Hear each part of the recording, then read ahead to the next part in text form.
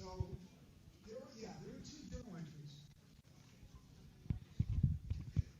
There are two journal entries. One journal entry is needed to record the sale. Second journal entry is needed to record the cost of goods sold. So what you would see is the first entry would debit accounts receivable and credit sales revenue.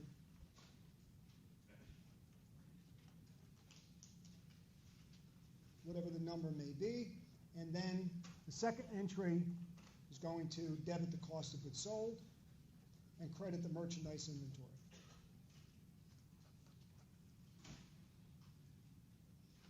So the way to think about this is just think about buying something in a department store, going up to the cash register, somebody scans it in, swipes your credit card, and obviously they're going to record the sale.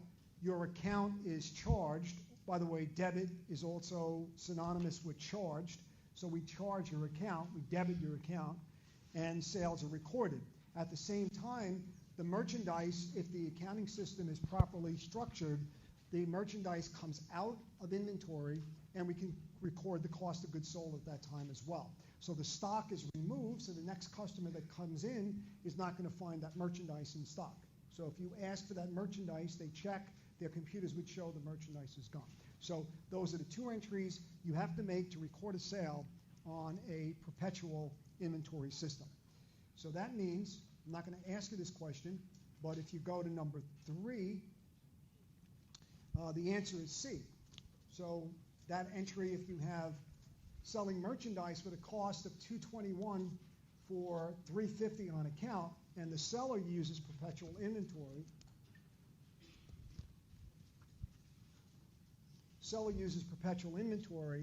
then the correct answer would be to record part of, not the whole sale, but part of the sale would involve a debit to cost of goods sold, and of course a credit to the merchandise inventory, and it's for the cost. The good thing about this question, and going over the exam, we had about 30 some odd people here on Wednesday, and I had a few people in my office. It seems that when you're making the choices, you got to be very careful because you might see the right or the correct number, but you're not picking up the correct accounts, or you have the correct number, but you're picking up the wrong accounts. So in this case, 350 is definitely wrong with respect to those first two entries because they involve cash. I mean, obviously A and B have to be wrong because there's no cash, it's on account. And then with the second one, with D rather, that would be incorrect because what that's doing is increasing inventory and reducing cost of goods sold, which doesn't make any sense if you just sold something. So the correct answer would have to be C. All right, so again, that would be a question that corresponds with your first answer. All right, next, let's try this one.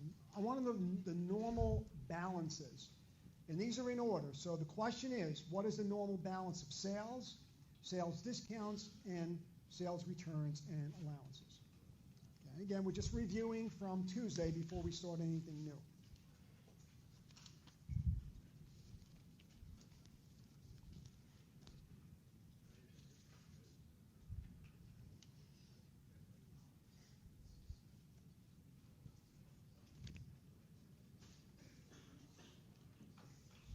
So sales, sales discounts, and sales returns and allowances.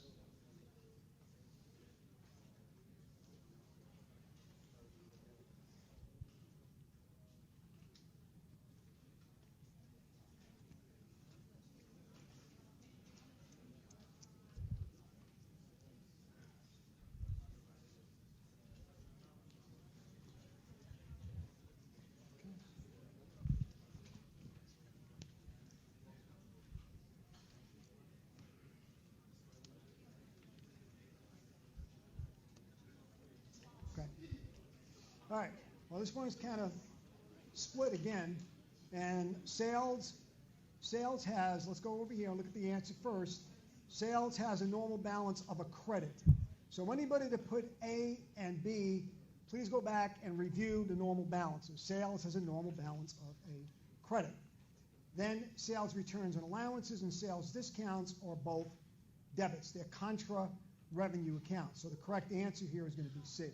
So they're both contra-revenue accounts. Sales, returns, and allowances and sales discounts are contra-revenue accounts. They reduce revenue. We record them separately, and I asked the question, and just to make sure everyone heard the question, again, I asked the question, why do you record sales, returns, and allowances separately? And you answered the question by saying that you want to keep track. Obviously, if you're running a business, you want to keep track of how many products come back, how many products come back damaged, defective, or how many allowances do you have to give? Because what does it mean? Maybe the shipping company you're using is not being careful with the merchandise, and the goods come damaged or scratched or not up to specifications. So you want to keep track of sales, returns, and allowances and sales discounts. So we keep those separate. All right, one more, and then we'll get into the next learning objective or next part of the module. Actually, two more. Let's do this one. I may do the next one. I want you to calculate, and we're going to do more with this question as well. I'm going to go on and add a few more things. I want you to calculate net sales revenue, and it shouldn't take you more than a minute. Net sales.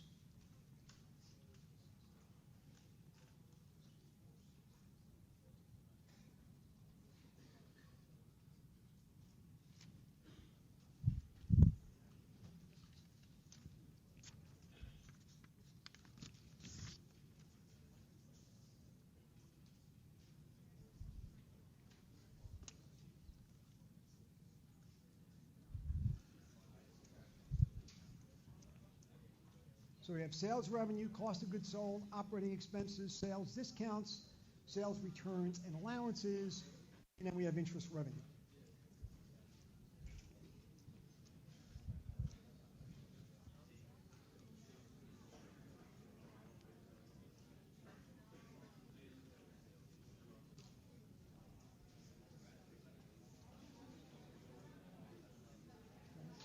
All right. All right, it is 425. Now, when I was going through the exam review, showing everybody that I actually worked these out myself, so this is what it would look like. It's sales minus sales returns and allowances and sales discounts. Okay, so again, I always go through them, making sure that the author is correct, and those are your net sales. Now, I could also extend this question, and I want to know what's my gross profit? How would I get gross profit here, Ian? Right, net sales minus the cost of goods sold. So you come down, and then you have gross profit of 125, and then to get net income, and by the way, you notice here, move this over a little bit, I've got something known as a gross profit margin, and that's one of the last learning objectives. I mean, there's nothing in there except this ratio. The gross profit margin says that if sales are treated as 100%, cost of goods sold is about 71% of sales. So if you take the cost of goods sold of $300,000 and divide that by net sales, you've got a 71% cost of goods sold, and your margin is 29%. It's 125, and I'll repeat this again, 125 divided by the 425. Now, why do I get that in percentage terms? Because I want to keep track over time of my profit margin. Because you have to remember, gross profit is defined as the amount of sales dollars that remain to cover operating expenses. So if your gross profit is declining, that means you have less and less dollars to cover operating expenses. So if a company is starting to face losses and they can't cut operating expenses, what would they have to do? Either raise their selling price or try to reduce their cost of sales, buy cheaper merchandise. And a lot of you may know that Walmart, and there are a lot of good documentaries and case studies about Walmart, they have a very strong, I guess, influence on their suppliers to make sure their profit margins are maintained and they can continue to keep their prices low. They keep their prices low by getting their suppliers sort of almost like captive and telling them, look, you want to do business with us, you've got to sell it to us at this cost. We want to keep our costs low.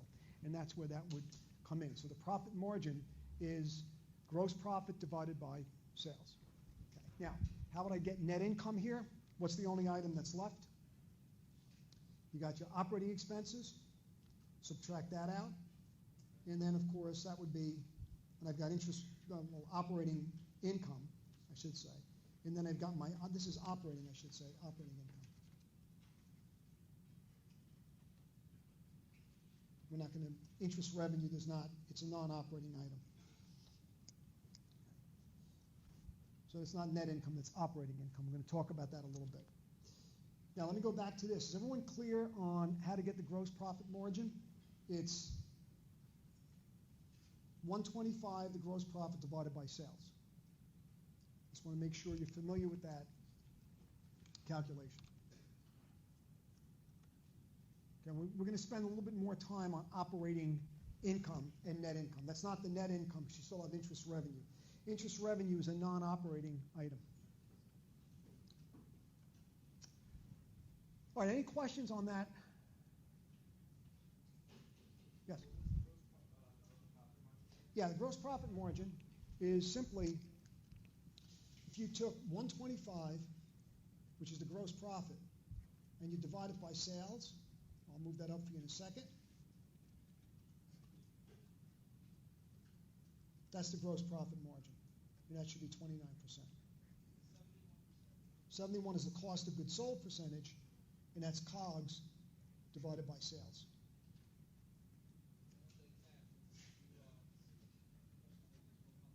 Hold on a second. It's got to add up to 100. Yep. Question?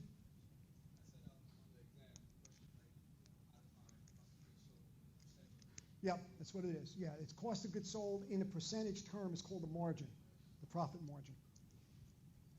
So these are statistics that we track very carefully over time to make sure that we're still selling profitably. By the way, if your gross profit starts to go down, what happens if you have a negative gross profit? You've got to shut down because you can't cover your operating expenses. Yeah. It's called the gross profit margin.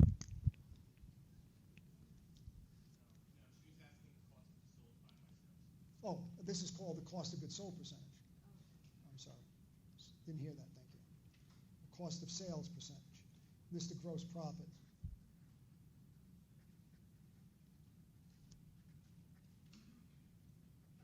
Gross profit margin. All right, just statistics. This is in one of the learning objectives at the end. It's really only one page, so might as well hit it with this example.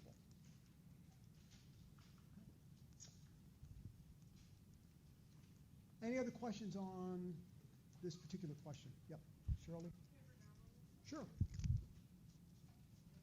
Okay. And this says operating income.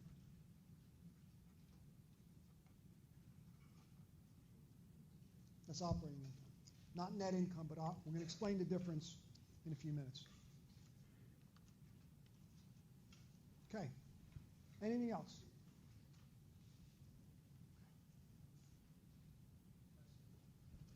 Question? I'm sorry? All right, hold on. Somebody wants it down, somebody wants it up, so. All right. There you go. All right. That'll get both. Okay. All right. In the meantime, any other questions? All right.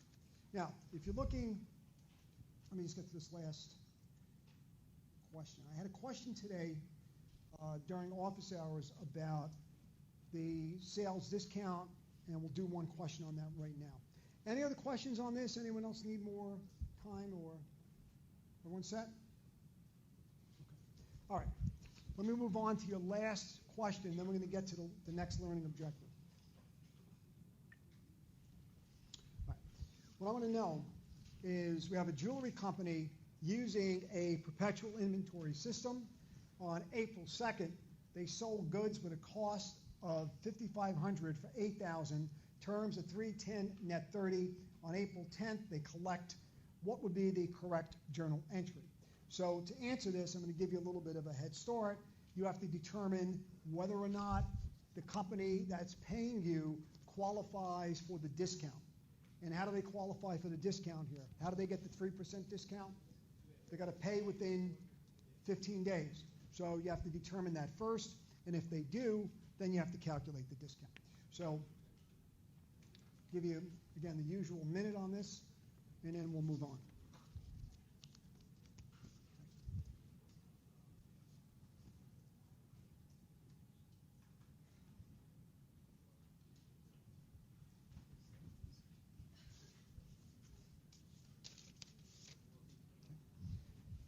So, do they qualify for the discount? If they qualify for the discount, how much is the discount amount? And on top of that, what's the correct journal entry? What's the correct journal entry? And again, if you now think about the exam, I don't think these questions are much different from the way the exam questions were laid out. So this is not a bad, looking at these end of chapter questions is not a bad thing to do either.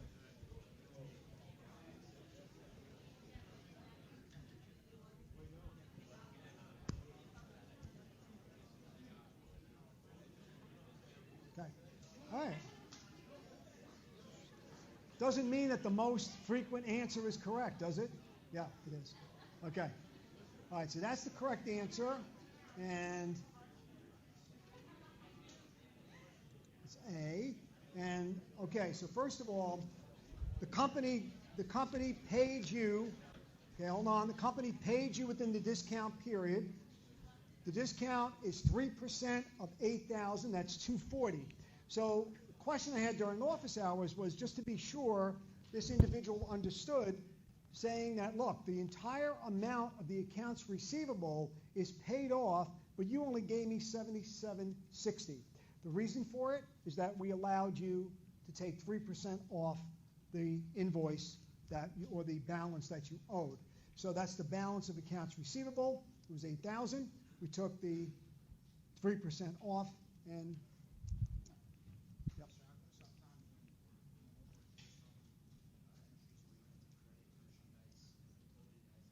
Yeah, that would be if merchandise inventory is credited, that's for a return. Only if you, that would be for purchase discounts. That's the purchase side. Okay, for the purchase discount, what you're doing is you're technically valuing the inventory that's on your books. So if you return the inventory, or if you get an allowance on the inventory, that reduces the unit cost of that inventory, or the total cost of the inventory. So that's why you reduce it. We don't use separate contra accounts for, a lot of you, I just talking to somebody earlier, in high school, if you were studying, and there are some questions from the appendix, which we're not covering, which is the periodic system. Periodic system uses contra accounts, purchase returns and allowances, purchase discounts. The perpetual system doesn't do that. They flow everything on the purchase side through merchandise inventory. All right, that's it for this particular learning objective. Now, another quick learning objective, these will be pretty fast here. We want to look at the closing entries and adjustments. The only adjustments you typically find in inventory is when there are errors. So you could have the actual or the physical inventory that's counted at the end of the year does not necessarily equal the amount of inventory in the perpetual records, so that you have a certain amount in the perpetual records, you then count the inventory, there's a difference, inventory's got to be adjusted. The inventory adjustment could be due to waste, spoilage, theft, inventory errors, whatever it is there and it has to be adjusted. Now, if the errors are, or if the differences are systematic, it could be pilferage or theft within the company, and then you would have to obviously examine that, but that's the benefit of having perpetual records, and that's the benefit of having physical counts. And as I mentioned, you must take a physical count even if you have perpetual records. And any adjustments through the perpetual system would flow through the cost of goods sold. And to see how this works, let's take a very simple example. Your perpetual records tell you that you've got 50,000 in inventory. You take a physical count, you got 48,000, and there is a loss of 2,000. The loss or the error or the theft, the shrinkage, is accounted for in the following way. You would debit the cost of goods sold, and you would credit the merchandise inventory. The merchandise inventory is reduced for the $2,000 that will no longer be included because of either spoilage, theft, or damage. So that is your adjustment. And very simple, it's probably the only adjustment that you would have. From a closing side, this one is also pretty simple. And as I said, we're going to go through these pretty quickly. When you close for them, you know the closing entries. Oh, yeah, I'm sorry. That's okay.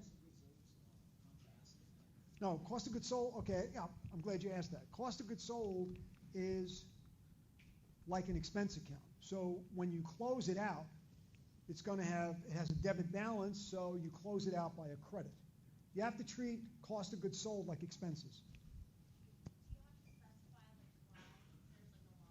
Yeah, you would definitely somewhere, I don't know if it would be in the journal, but somewhere in the company you would document the loss and then examine whether or not it was damage, whether or not it was, just an error or theft. If the items are missing a little too frequently, then you have to go and make more of an investigation. Okay. All right. Now the closing entries. Again, they're the same 4 closing entries, but if you look at the items that are in blue, these are the items that are unique to a merchandising company. You have sales revenue, the contra account, sales returns and allowances, sales discounts, cost of goods sold, and way on the bottom, the delivery expense or the freight out or the delivery expense. Now, these would be closed in the regular way. Sales revenue is going to be debited to close it. Sales returns and allowances, sales discounts, cost of goods sold, and delivery expense will be credited in the closing entry. And of course, and remember, the sales discounts and sales returns and allowances are contra-revenue accounts, and they're all going to be closed out in the same way.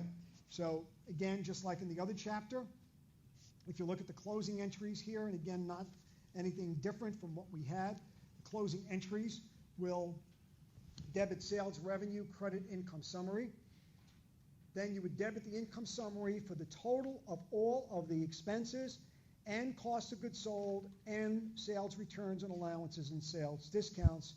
Expenses also include delivery. So now the new or the unique accounts that we have for a merchandising company include the contra-revenue accounts of sales returns and allowances and sales discounts, along with the cost of goods sold and delivery expense. Cost of goods sold should be treated like any other expense. It is, I think, an important area, as we said, because it's not like an operating expense that is easy for you to control. So for example, here in advertising, that's really up to you, correct? I mean, if you're not doing very well, I know it sounds kind of silly to say, well, I'm losing business, but best thing to do, I can cut advertising. I might, obviously be cutting sales a little bit more, but that's something that is more discretionary. I have to pay salaries. I have to pay insurance. I have to pay utilities. Advertising is something I have a little bit more choice over. I can't really cut my cost of goods sold unless I buy less merchandise. And if I buy less merchandise, I could be losing sales even more than by cutting advertising. So again, it is like an expense, but it is more important than most expenses because it drives the profit margin. Okay, and then of course, after you have your post-closing, your adjusted trial balance, and then of course, income summary is closed out to retained earnings, and dividends are closed out to retained earnings. Just to remind you, in this case, income summary has a credit balance, meaning that there is net income, and of course, we close that to retained earnings by debiting income summary, crediting retained earnings, and the dividends are closed out by a debit to retained earnings and a credit to dividends. So nothing different, nothing unusual from what we've been doing, except that we now have those unique merchandising accounts. Now, when we looked at the merchandising company so far, from the standpoint of the financial statements, we're not really working on cash flow anymore. We'll pick that up a bit later toward the end of the semester. The 2 statements that we are concerned with, really 3, but the 2 primary statements are balance sheet and income statement. And we said that the merchandiser has a unique balance sheet. What was unique about the balance sheet? The fact that merchandise inventory was probably one of its most significant current assets, and we also said that accounts payable would also be material or significant to a merchandiser because of its purchases of inventory that we assume that are on accounts payable. Just like there are unique features to a merchandiser's balance sheet, there are unique features to its income statement. When you look at the income statement for this will be one of the last learning objectives we'll be covering. The income statement could be in two forms. One is called, or two formats. One is called a single step, and the other is called a multi-step. Multi-step is the most popular because it provides the most relevant information for decision making. When you have a single step statement, it is pretty much exactly what you think it is. It just combines all revenues and all expenses, taking the total revenues and subtracting from that in one step all of the expenses. So to see what that looks like, you just basically, and you don't get much information, so you just take your net sales revenue and then just subtract all of the expenses, and then you've got your net income. So again, in a single step, you take all revenues and then subtract total expenses. Now, what's wrong with that? You're going to say you still get net income. What do I care about the subcategories? Well, you have to remember, when you look through here, you got a couple of problems because you're combining selling and administrative, and you're also combining operating, and that's why I mentioned that was operating income. You're combining operating income with non-operating income items. Very beginning of the semester, if you remember, I talked about non-operating or peripheral types of income. Gains and losses are also part of non-operating. So as I said, a Dell computer sells a building and has a gain. That's not part of its normal operations. So this is very difficult for a user to strip out what's operating and what's non-operating. So although net income is there, you got the right answer, it doesn't provide you with as much relevant information. So because of that, we now see that, again, that's the explanation on the next slide, that we don't provide you with really relevant information. We don't give you key subtotals. By the way, you don't even see on this single step, you don't even see the gross profit. I mean, obviously you could get it. It's not that hard to calculate, but it's not there. It's not as transparent for the user. So what we do is we focus pretty much in practice on a multi-step. And in a multi-step, you have lots of steps, but the two key steps are to come up with these subtotals. Cost of goods sold is subtracted to come up with the gross profit. And as I said, gross profit is a critical measure for a business to keep track of its success or potential failure if you think about gross profit margins over time, and operating expenses are then deducted. We then have this non-operating section where non-operating revenues, for example, interest revenue or gains, are only secondary to the business. And losses and expenses like interest expense are also secondary. Now, what's the difference, again, between a gain and a revenue?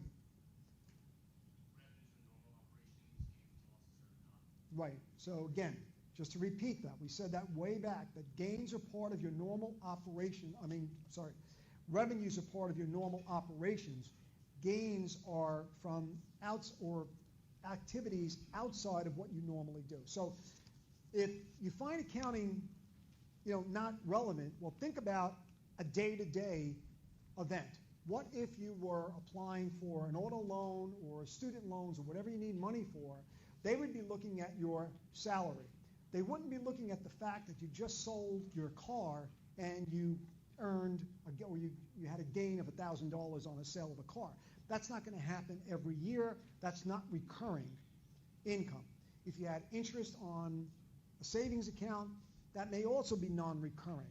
So what we look at to assess your ability to pay back your loan is your normal recurring income. It's exactly the same for a corporation.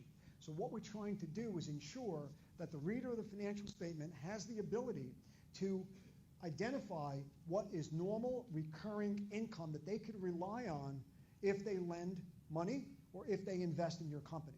So these peripheral activities will add or enhance to the company's income, or maybe take away from it if it's a loss, but it's not something that you could expect to see on a regular basis.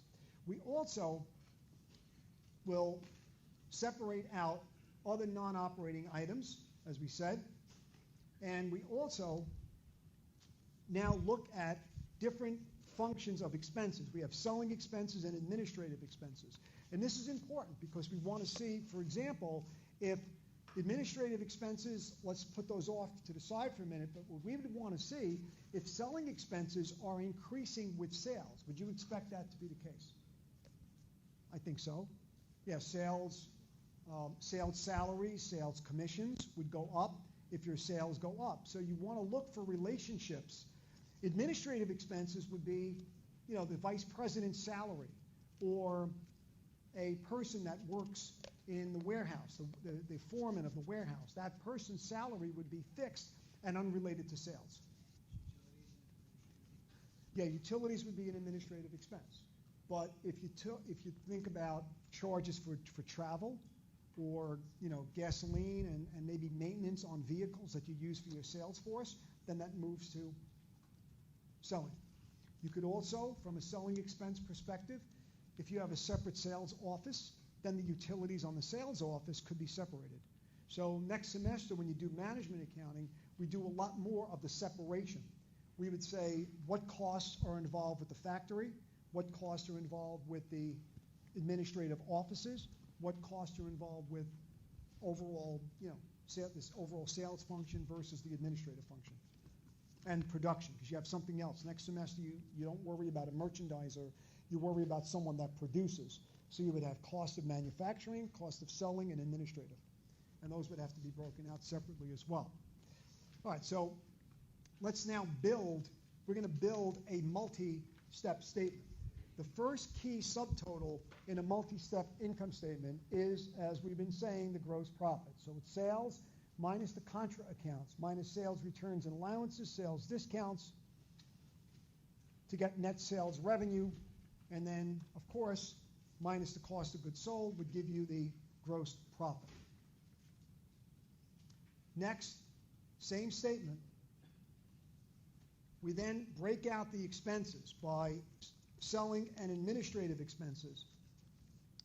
And we're able to, again, I would look at my selling expenses and take a look at those. You got rent on an office, right? Because rent could be administrative as well. So rent on a corporate headquarters could be administrative, but rent in a sales office will be a selling expense. So we break those out separately. So I would want to see, for instance, if my selling expenses are moving with my sales. Are they moving in the same proportion or the same direction? And administrative expenses could be something that I may be able to cut back on without harming the sales. So selling expenses, if they contribute to increased sales, I don't mind putting money into selling expenses or advertising. Whereas administrative, there may be ways I could cut back. There may be some salaries in the administration that I could cut back, and technically that might be the first place you'd be looking to cut. Now, operating income. Operating income is an extremely important measure because it is what you would expect the company to earn on a day-to-day basis. Now, if you look at this statement, we also see operating income, and this is not always true on all financial statements, but in finance and in management.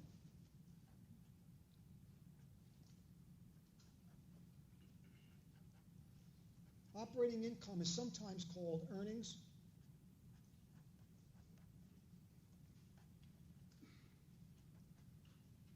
Earnings before interest and taxes.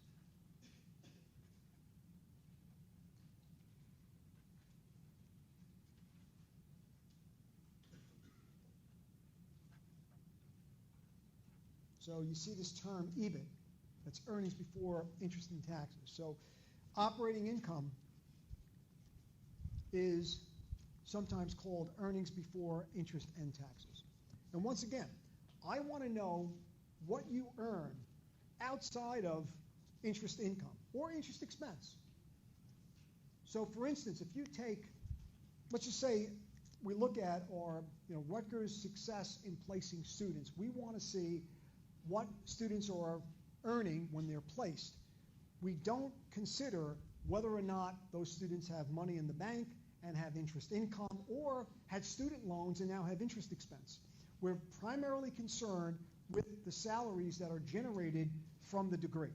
And in that sense, it's very similar to what we do in corporations. We want to look at corporate earnings before any interest income or interest expense and any taxes. And that's what operating income is. So operating income is also called EBIT. Yeah, Brianna?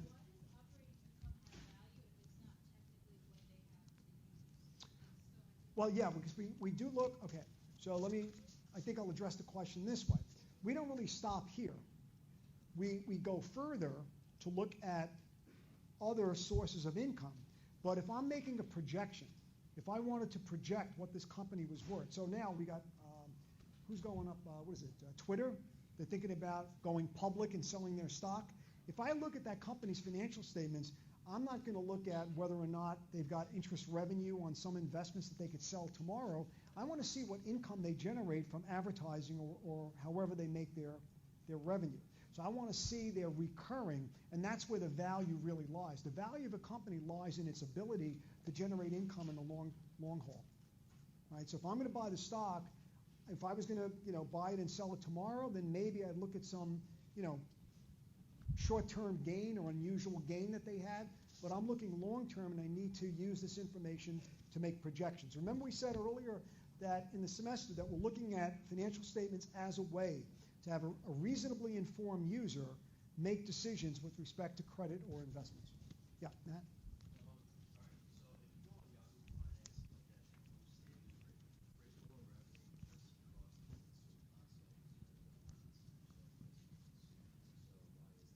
What was that? Say that on Yahoo? So on Yahoo Finance, if you go to an income statement, you see revenues that are right below you just cost of goods sold and sales discounts, and it's So they're just showing you the gross profit. Right. Yeah, they're giving you partial information. I think if you needed more information, you should look for the company's financials, which you could get. Almost every company has their or if they're publicly traded, you should be able to get a full set of financials. Right? So that's just partial information. You got to be careful when you look at published sources of information because they're not always complete. So if that's all you're getting, you're only getting up to the gross profit. Right? Okay. All right, now, let's make sure we understand why EBIT is going to be an important measure. I'll do that right now. By the way, of course, once you then subtract out interest expense, then you would get your net income. Net income is after all of the other revenues and expenses. Now, just make sure you understand at least the same, or at least the primary things we just said, why EBIT is considered a key measure, or operating income. It reflects the core operations of the business, so that's number one. That's the primary or the normal operations of the business. The users of financial statements can compare firms regardless of their capital structure. In other words, regardless of whether they borrow or whether they issue stock to get their dollars or to get their financing. Because remember, so far, how did companies get capital? How did they get cash to buy assets? They either had investments of stock or they had accounts payable or notes payable or debt. So this will tell you the income that's generated regardless of the way the company's financed. And as I said before, I want to look at everybody's salary after they graduate, and I'm concerned with that salary level. And I don't care if somebody has a student loan and somebody doesn't, because if somebody has a student loan, they finance using debt. If someone paid their own tuition, they finance using what? Equity, or like their investment. They made an investment on their own. So I don't really care how, eventually we'll get to that, because it's a real good point, because eventually we have to look at the debt levels of companies, or we'd have to look at the debt levels of individuals. But right now we're concerned with the company's earnings outside of the way it's financed. And the other way to look at EBIT, that's the cash available now. So that's why your question was right on point, because that's the cash or the income that's available to now pay off debt, to pay dividends to stockholders, and to pay the government through taxation. Because you have to remember, you have three stakeholders in a business. You've got stockholders, you've got debt holders, people that lend money, and then of course there's the government. Government provides you with infrastructure, and you pay those taxes to pay for that infrastructure.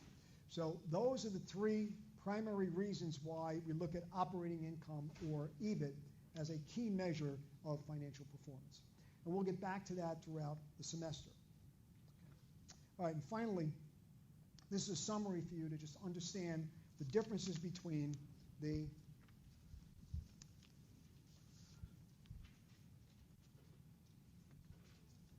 multi-step and single-step statement, and also defines other ways to understand, or other types of other gains and other expenses. So for example, other revenues include interest revenue, dividend revenue, rent revenue if you sublease a store, gain from selling property.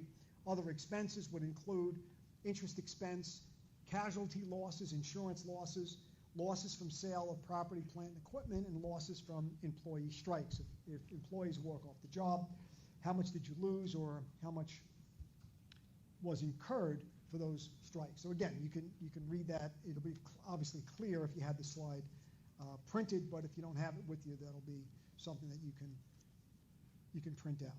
All right, so just a couple of things. Number one here, and I'll take some questions in a second.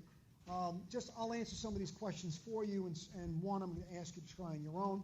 First one is, of course, true, and this is true for both the multi-step, single-step income statement and the report form and the account form of the balance sheet. You get the same results. All right, so now when you go back and think about the formats of the balance sheet, the two formats of the balance sheet are report form and account form, and the formats for the income statement are going to be the multi-step and single-step. You got to get the same answer. So the answer is A, or it is true in this case. Okay, the next one tells you that on a multi-step income statement, both merchandisers and service companies will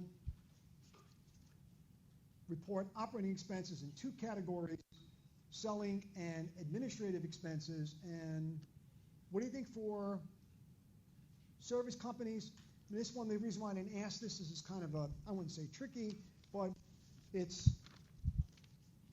could go either way, but technically I would think that a service company would probably have mostly administrative expenses, right? Service company probably has they do have sales, but when we think of service here, we're thinking about a computer software company that generates or that develops software, or a lawyer or a CPA. That you do some advertising, there are some selling expenses, but for the most part they would be administrative. So this one, as I said, could go either way, but the answer is probably false, because the merchandiser is going to have a lot more selling expenses because they're actually selling a physical product. All right, and finally, before I ask a question for you to do, this one says expenses that fall outside of the regular operations, and the answer is C. You should know that anything outside normal operations, outside the core, non-operating items are in other revenues and expenses. Okay.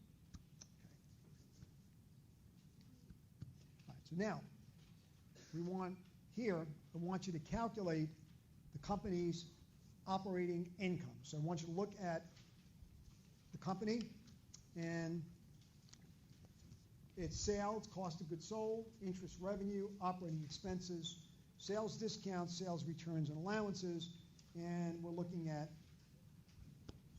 operating income. Okay?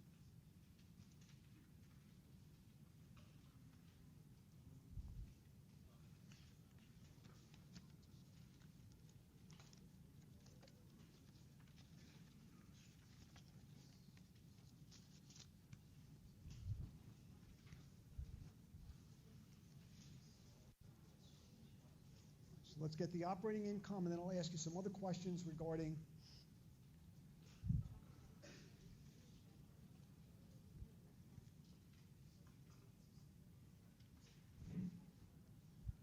the net income.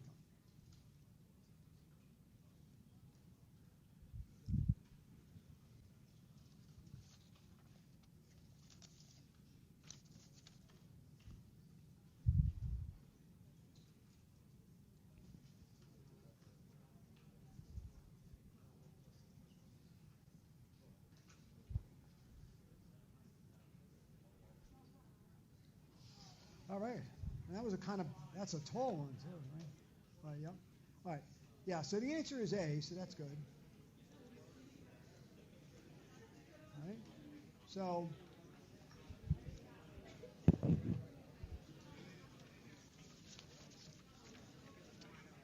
all right, so I'm going to show you.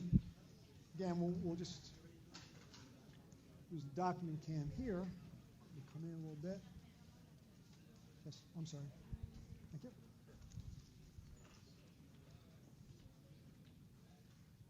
All right, so let's go right here. Now let's start with the answer. So you should have got sales.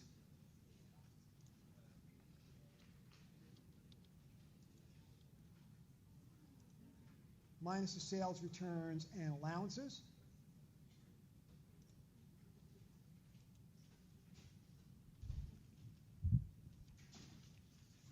Minus the sales discounts. Would give you, of course, net sales. Then you have your gross profit coming from subtracting the cost of goods sold. Gross profit's 55. Operating expenses 42.5, and that's your operating income. Now that is, in fact, in this case, EBIT. It's earnings before interest and taxes. It's earnings before interest and taxes. And then, if I then add the interest revenue, I get the net income of 22.5. So 22.5 is B, but that is only true if you're looking for net income, not operating income. So for those of you, and these are mistakes that I've seen on the exam, where you just read something quickly. I know you might be running out of time. That's understandable sometimes. But the net income is 22.5. All right. So are there any questions on Chapter 5? Any questions on 5? We're not going to do the next learning objective because that's the gross profit margin. And the appendix is the periodic inventory system. You might have a couple of, maybe one question on the homework or two on that. So, but we're not going to cover it here. That's for your own review. Any questions on Chapter 5? I'll talk about the quiz in just a second. Yes?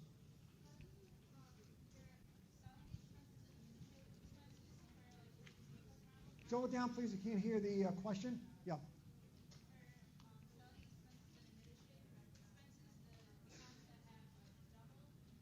What do you mean by double?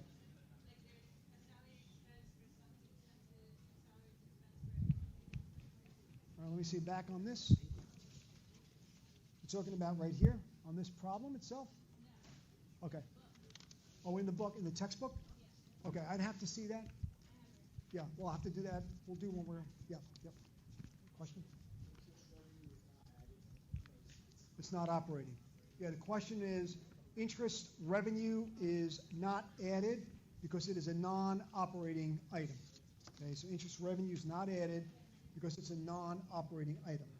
Okay, now, we're going to start on Chapter 6 right now, but the quiz itself, it only goes up to 5. So again, just to be sure, and I want to talk a little bit about administrative things just for a second.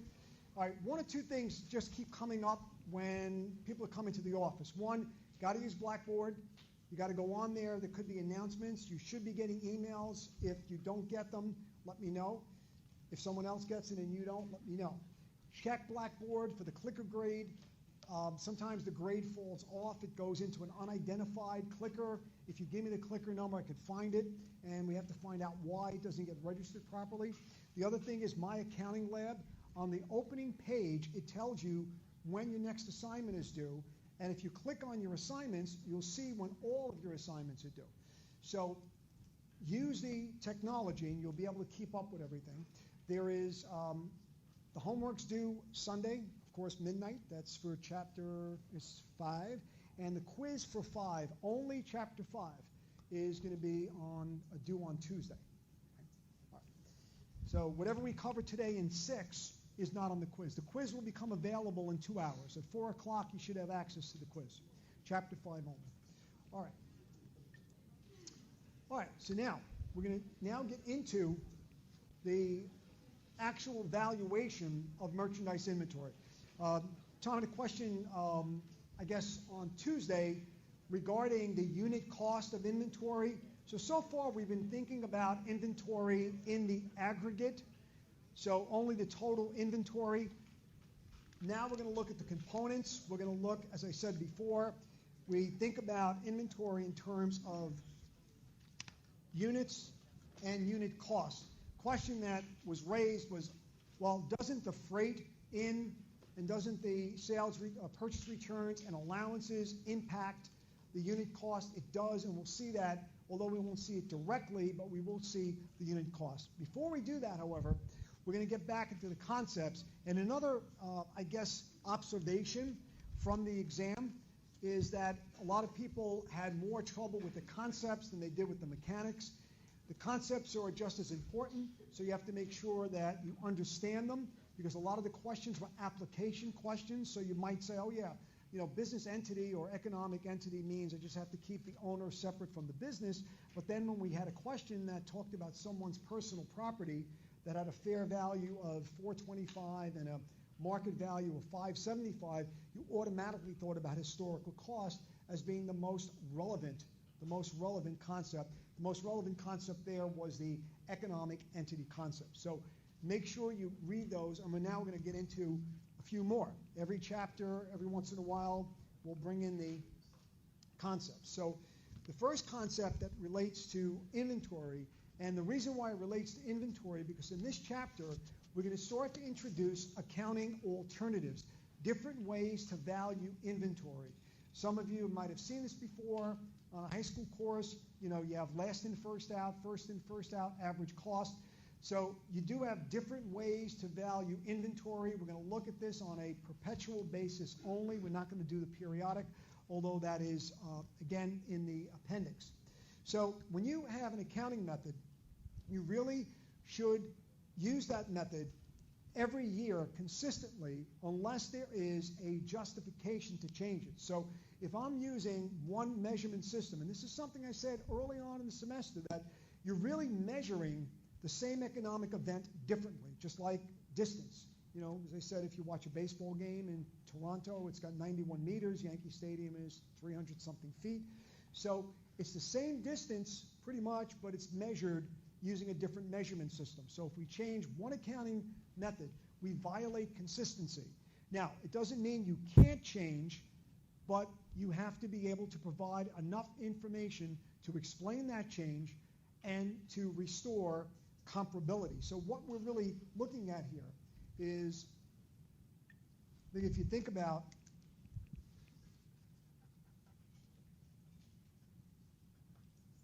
we look at this concept of consistency, and what that will do is lead to comparability.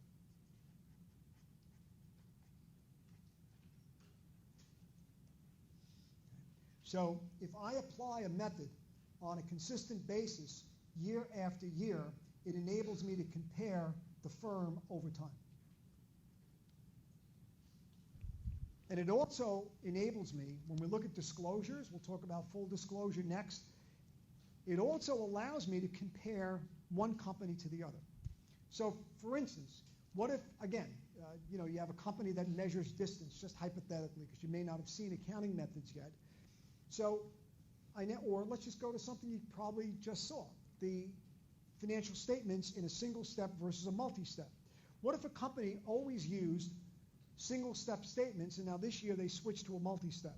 It's not easy to compare. Different line items, the numbers look different.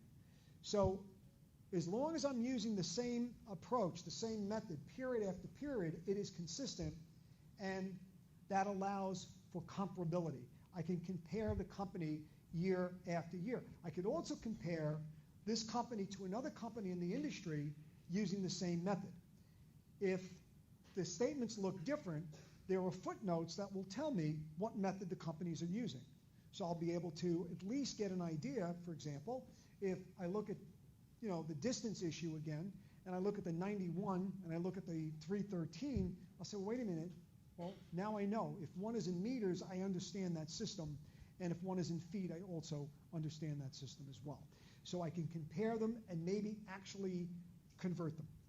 So consistency means that you use the same accounting methods period after period unless it could be justified. You may need to make a change, and you can make changes. If you change a method,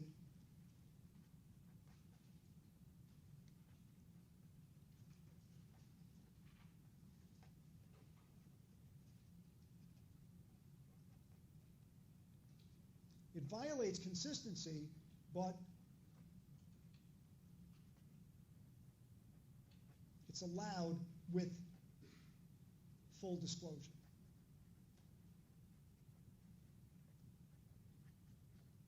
And that will restore comparability.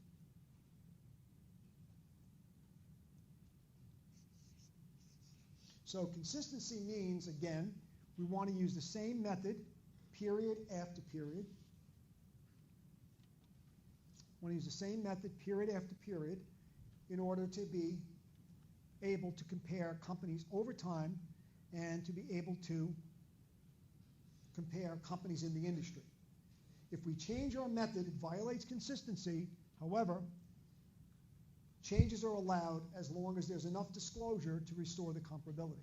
So, for example, I'm using a certain method, and under that method, my net income is always $1,000 per year. I change my method, and now my net income goes to $2,000. I would have to tell the readers of the financial statements that my net income doubled, not because of anything from an economic standpoint, not due to anything I did to change my business, but because I changed my measurement system. So once you make the change, it violates consistency, but it is permitted as long as there is enough disclosure to enable a reasonably informed user to restore the comparability. So if we go back to material, if the company does change their methods, they have to communicate it to stockholders, and they have to do that through footnotes. And that footnote has to include information about the change. What's the change all about? What did I do? What method did I change? And how that change affected net income. So I have to describe the nature of the change, the justification, and the effect on net income. And that has to be communicated through the footnotes in the financial statements. And again, that will, here, it's summarized here, it allows you to compare. So consistency helps compare, and so do the disclosures if there are changes. Now, this is all part and parcel of what we call the full disclosure principle, or the disclosure principle, which I think I've pretty much described already. So to summarize, consistency has to be followed. If you violate it, it's accepted as long as there is enough disclosure to enable a reasonably informed user to understand the differences and compare it. Footnotes, right. Footnote, the footnote would say, I changed my method of accounting to X, and that method now has doubled my net income. So nothing changed economically, it just changed my method. Also, if you study finance and management and accounting enough, you'll know that certain methods, and we mentioned this in the first week, and that first week was designed to provide you with a little bit of a background that we always get into the details. Some methods increase income, other methods reduce income. So if you see the footnotes, they'll say, okay, I'm using this method. That method tends to report higher income, and I'm comparing this to a company that uses another method that tends to show lower income. I understand that there's bias in those numbers because of the method selected. So this is some of the things you'll pick up down the road with respect to the accounting methods. And again, as I said, that's that full disclosure principle that we talked about, that you must provide enough information so that a reasonably informed user can make rational economic decisions. Now, an example of a disclosure, and this came from the author, I don't know why they, or the authors, why they cut off the last sentence there, but here's an example. I said in this chapter, we're going to talk about inventory valuation methods. First in, first out is one of the methods that we can use to value inventory. They describe the inventory. This is not, by the way, this is not a change in method. This is just a straight disclosure. If inventories are disclosed, you'd see something like this. Inventories consist of green and roasted coffee, including coffee in portion packets, purchased finished goods such as coffee brewers and packaging materials. Inventory stated at what is known as a lower of cost or market. So inventory is stated at the lower of its original cost or its market value. That means if its market value collapses, the inventory is reduced because it's lost some value. And that's being, as we'll see, conservative. And it's measured by using an adjusted standard cost, which you'll see next semester. But what we'll see in this chapter is the first in, first out approach.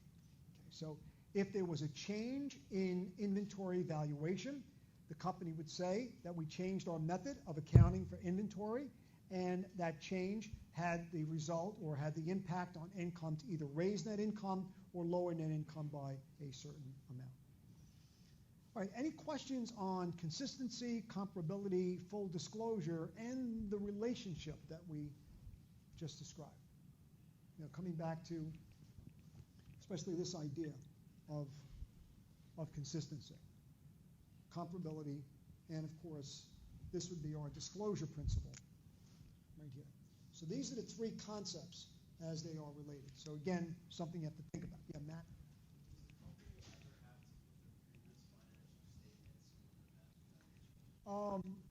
Okay, here's a good question.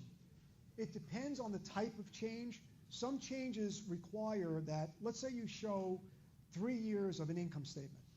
Some types of changes, and this is where we step into more of an intermediate area, but to answer your question, because it's a very good one, if you change your method in 2013, but you're showing me 2012 and 2011, certain accounting changes say that you have to restate those prior years so that the 3 years are the same. Other changes, no, but that is the best way to do it if we can. So we go back and change the prior years as well so that it becomes easier to compare. Now, if we don't change the prior years, the good thing is you got the footnote, and the footnote would tell you that income is higher by 1,000. You could just subtract it and then compare it to the prior period. So either way, it could restore the comparability. All right, another concept, unless there are other questions. Another concept that we discussed is materiality. And essentially, and I said this several times in the first couple of lectures, if something is material or something's not material. Materiality is simply the significance. And what it's telling you is that a company has to follow GAAP very strictly unless the impact is not significant or not material.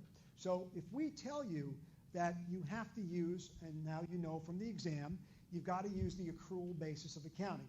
You cannot use the cash basis. There's one of the questions on one of the exams. You can't use the cash basis.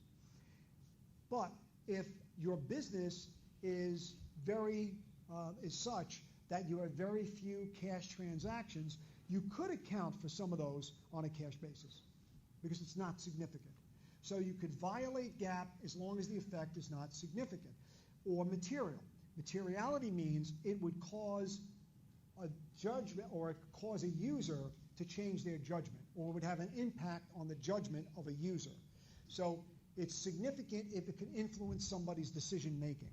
And that's what we mean by materiality. Now, an example here, and this is absolutely true, where companies will just chop off zeros.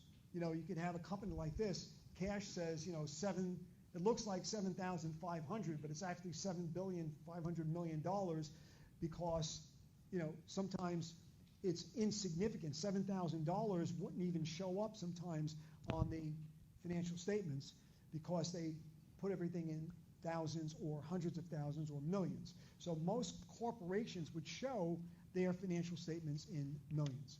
So the materiality concept, to summarize, is best described as any event or transaction that is significant enough to influence the judgment of a reasonably informed user. That is the strict definition of materiality. It's any event, transaction, or result that would be significant enough to influence the judgment of a reasonably informed user. Yes?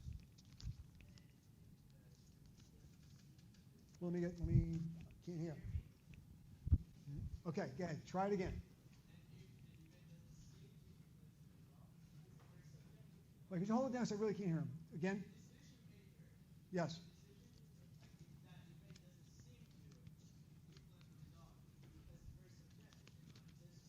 Yeah, okay. Materiality is subjective. So, for example, 7,500 is not material to Apple Computer, but it's material to me. Right. It is. It is subjective. It is based on professional judgment, and it is hopefully, in 99% of the cases, the right judgment. Yeah.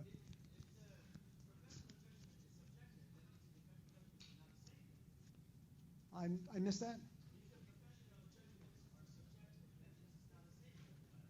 Right. Yeah. I mean, all right. So let me answer your question very simply.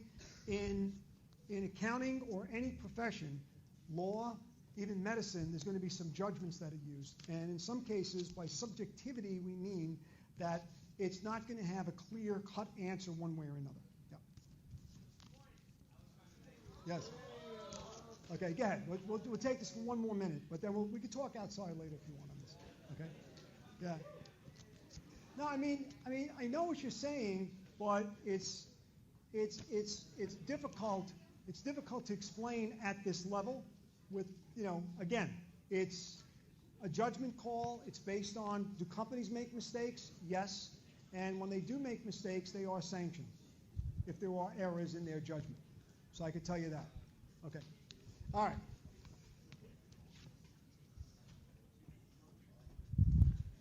Conservatism. And again, you notice, by the way, this is I'm glad you brought this up, because you look at all the subjectivity that's in here in a way. Conservatism. This is another principle that says that you've got situations where you may have a choice, and when accountants or managers have choices between accounting methods, conservatism means you select the one that's least likely, again, I don't know for sure, but it's least likely to overstate assets and income. It doesn't mean you purposely understate income and assets, but it means that if you're making a choice, you would try to be as conservative as possible. So, for example, if you're not sure if an expenditure is going to have future benefits, so for instance, advertising.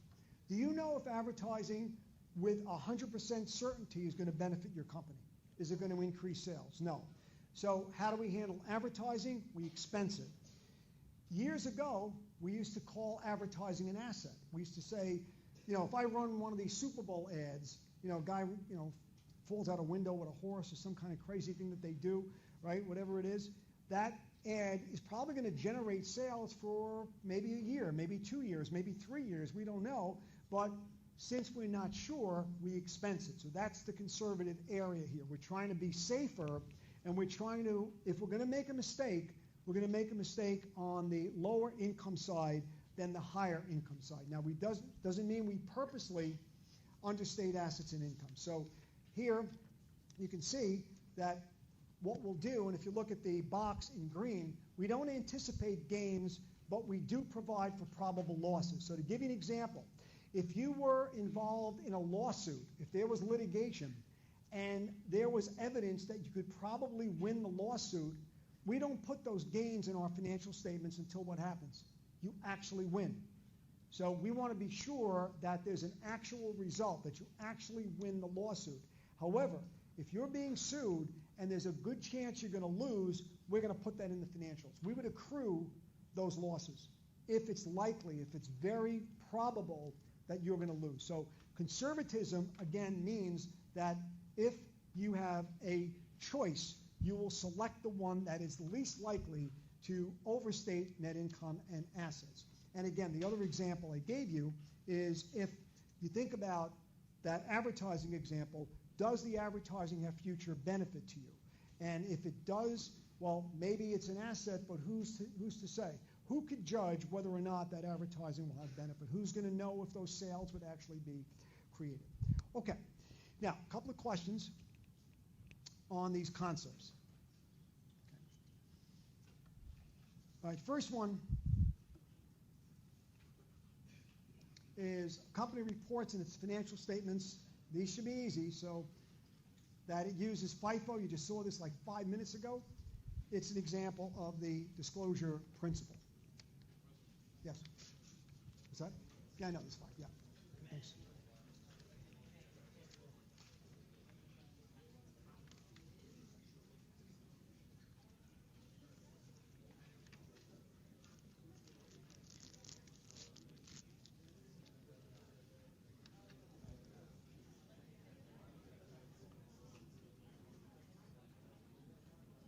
And it should be easy.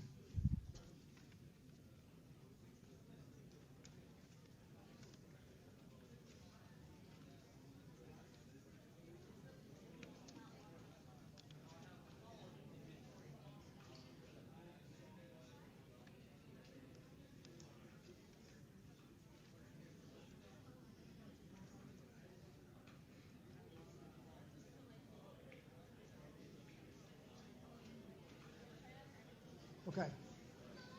All right.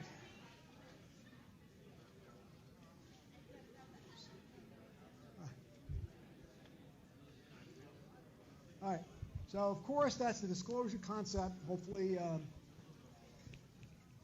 was hoping that would be 100%. All right. Let's try another one. I'm going to answer this next one for you.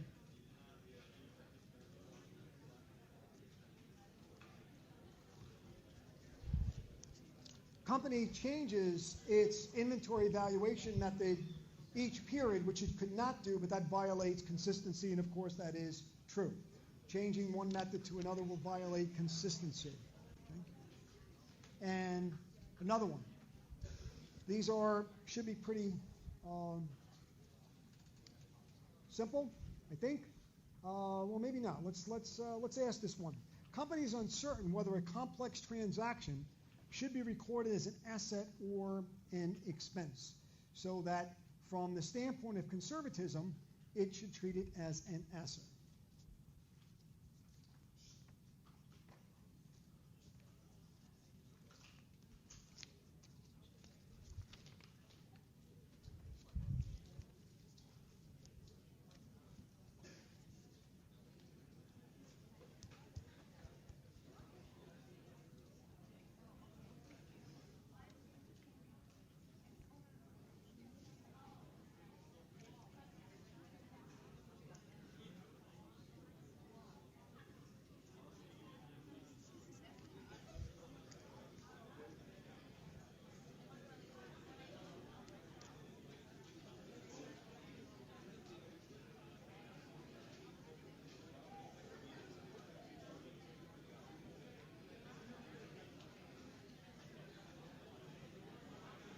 Okay.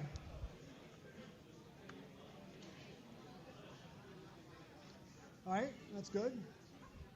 Of course, it should be treated as an expense if you're following conservatism. Again, conservatism by definition is trying to avoid overstating assets and income. Okay, last one. Last one.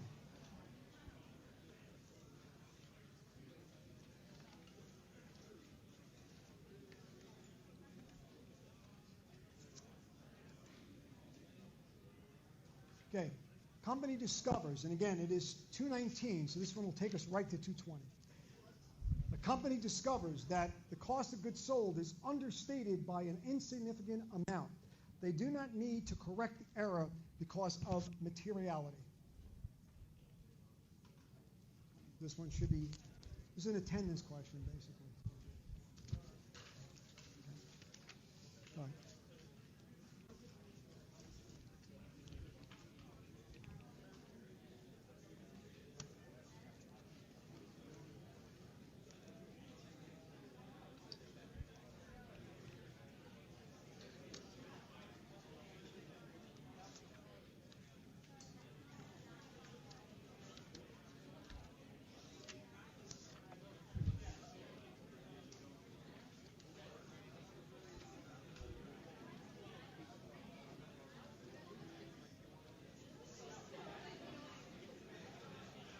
Yo.